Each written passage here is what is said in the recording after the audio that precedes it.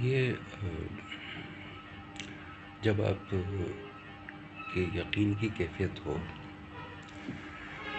تو زیادہ جلدی اس میں آپ فیض لے سکتے ہیں. جب کوئی صاحب مسند یا صاحب اجازت دارالشفائی طور پر کچھ بتاتے ہیں تو اس کی توجہ 3 دن تک ہوتی ہے لازمی، اور اس کے بعد بھی جاری رہتی ہے اس وقت تک مکمل توجہ کا فیض ملتا ہے کہ جب تک سائل اس پر عمل کر رہا ہے. ایک بار ایسا ہوا تھا کہ ایک مذہبی تعلق سے ایک صاحب کی والدہ تھے، ایک صاحب تھے، ان کی والدہ کو فالج کا اٹیک ہوا. تو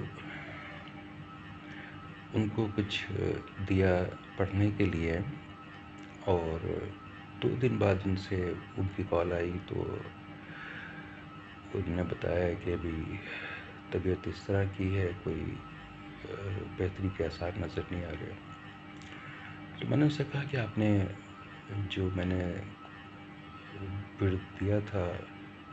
وہ آپ نے اس پر عمل نہیں کروایا اپنی والدہ سے، یہ خود نہیں کیا. تو انہوں نے شرمندگی سے حامی بھری کہ نہیں ہو سکا ابھی شروع. تو بعد میں انہوں نے پوچھا کہ آپ کو کیسے پتہ لگا کہ ہم نے شروع نہیں کروایا. تو میں نے انہیں بتایا کہ جو آپ کو دیا تھا وہ کبھی بھی اس مطلب بے فیض نہیں رہتا اس کا نتیجہ. تو اگر آپ نے بتایا 2 دن میں فرق نہیں پڑا ہے تو صاف مطلب ہے کہ آپ نے اس کو شروع نہیں کیا. شروع کیا ہوتا تو اس سے فرق پہلے گھنٹے سے ہی پڑنا شروع ہو جاتا ہے. اچھا، پھر یقین پہ ایک دوسری چیز بھی آتی ہے. میں اپنے فالج کے حوالے سے بھی بتاؤں یا بیماریوں کے حوالے سے. تو اکثر ایسا ہوا ہے اسپتالوں میں میڈیکل اسٹاف جو ہوتا ہے، یا ایون یہ کہ 2 بار سینئر ڈاکٹرز نے بھی اس پر حیرت کا اظہار کیا. مطلب وہ جب میں ان سے ملا تو انہوں نے ایک نے تو کہا کہ بہتر ہوتا کہ آپ مریض کو بھی لے آتے، میں نے رپورٹیں اور ایکسرے تو دیکھ لی ہیں. تو جب میں نے ان کو بتایا کہ میں ہی یہ مریض ہوں تو انہوں نے بولا اب تو بات بھی کر رہے ہیں صحیح اور چل کے خود اپنے قدموں پر آئے. یا دیگر جو بھی بیماریاں ہوتی ہیں وہ اگر مجھے بستر پہ نہیں لٹاتی تو مجھے یقین ہے کہ اللہ شافی الامراض ہے. اور میرے 2 طریقے رہے ہیں اللہ سے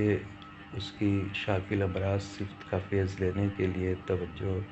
اور رجوع جب اللہ کی طرف ہوتا ہے تو کہ اللہ تعالیٰ اگر یہ جو بیماری مجھے آئی ہے یہ میری کسی کوتاہی کی، غلطی کی پاداش میں مجھے ملی ہے تو مجھے معاف فرما دے اور مجھے شفا عطا فرما، صحت عطا فرما، اس بیماری سے نجات عطا فرما تاکہ میں تیرے بندوں کی خدمت کر سکوں. تو اس میں جو ہے وہ رہتا ہے اس قسم کا کہ یا دوسرا پھر یہ بھی ہوتا ہے کہ اگر یہ میری کوتاہی وجہ بنی ہے یا کوئی وجہ دنیاوی بنی ہے لیکن تیری جانب سے آزمائش ہے تو مجھے اس میں تیری رضا میں راضی ہوں اور مجھے اس آزمائش میں سرخروئی کے ساتھ تکمیل کرنے کی سہولت، توفیق، ہمت عطا فرما. یقین دونوں صورتوں میں اللہ کی طرف ہی ہوتا ہے. تو وہ شافی الامراض ہے اور اس یقین کی بدولت اگر وہ اس آزمائش نے اپنی مدت پوری کرنی ہے تو وہ اس آزمائش میں اللہ تعالیٰ سہولت عطا کر دیتا ہے. اور اللہ تعالیٰ میری اس دعا کو بھی پورا کرتا ہے کہ یا اللہ مجھے کبھی بھی بیماریوں کے باعث بستر پہ مت لٹانا، کہ میں اپنے معاملات کو خود ہی دیکھتا رہوں اور خود ہی کرتا رہوں۔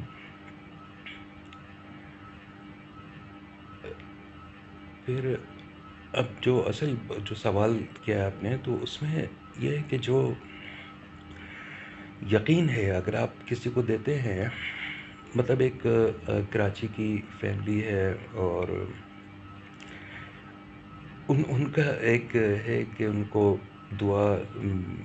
میری دعا یا اس پر رہتا ہے کہ نظامی صاحب کی دعا سے جو ہے وہ ہو جائے گا بہتر اور صحیح ہو جائے گا، تو وہ خود ان کا ورد پڑھنا یا نماز پڑھنا، صلاۃ الحاجات پڑھنا، یا جو کچھ بھی ان کو بتایا گیا ہے، وہ اس میں کچھ دن تک رہتی ہے دلچسپی، اور پھر نہیں۔ اور پھر یقین کے ساتھ ایک چیز اور ہے جو میں نے روحان خوف سکئی سے سیکھی ہے، کہ جو بھی عمل ہے یا جو بھی کام ہے وہ اس طرح کا ہو، اس طرح کریں کہ آپ پہلی بار کر رہے ہیں اور آخری بار کر رہے ہیں، اللہ سے رجوع کر رہے ہیں، دعا کر رہے ہیں، کوئی ورد پڑھ رہے ہیں، تو اس طرح کا ہو کہ یا پہلی بار اور آخری بار کر رہے ہیں۔ اس سے میں یہ ہے کہ میں پہلے کر بھی چکا ہوں، لیکن مجھے یہ ہوتا ہے کہ اس روحان کے فارمولے پر کہ بھئی جو پہلے جتنی بار بھی کیا ہے، تو وہ اس میں میری جو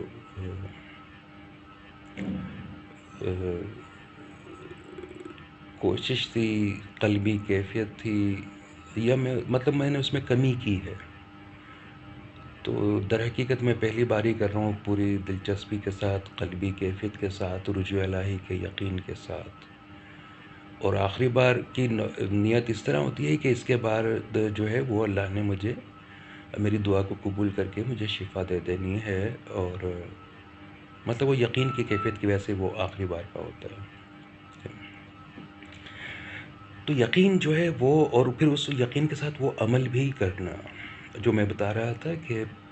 اکثر ایسا ہوتا ہے کہ کچھ فیض ملنا شروع ہوتا ہے تو پھر وہ عمل روک دیا جاتا ہے، لیکن صحیح طریقہ یہی ہے کہ اس کو جو مدت اگر دی گئی ہے تو اس مدت تک، یا آپ کا کوئی حرج نہیں ہوتا کہ آپ اس کو جاری رکھیں مستقل۔ تو مجھے ایک نماز عطا ہوئی تھی، ایک نماز کا طریقہ عطا ہوا تھا تقریباً 25-26 سال پہلے،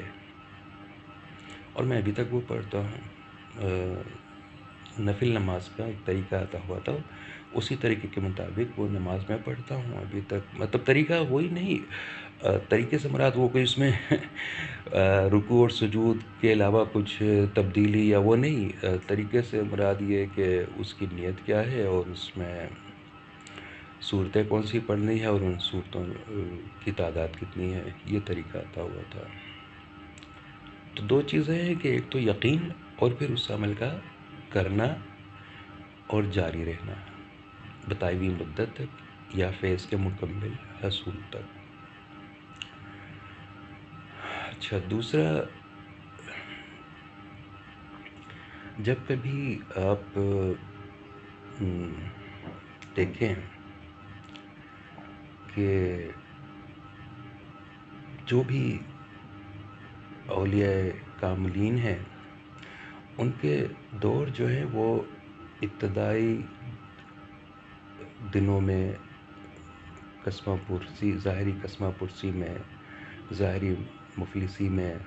اور تنگ دستی میں گزرتے ہیں، لیکن بعد میں اللہ تعالیٰ کے کرم سے وہ دنیاوی طور پر بھی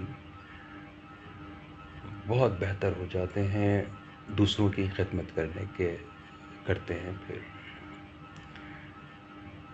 تو اس میں یہ ہے کہ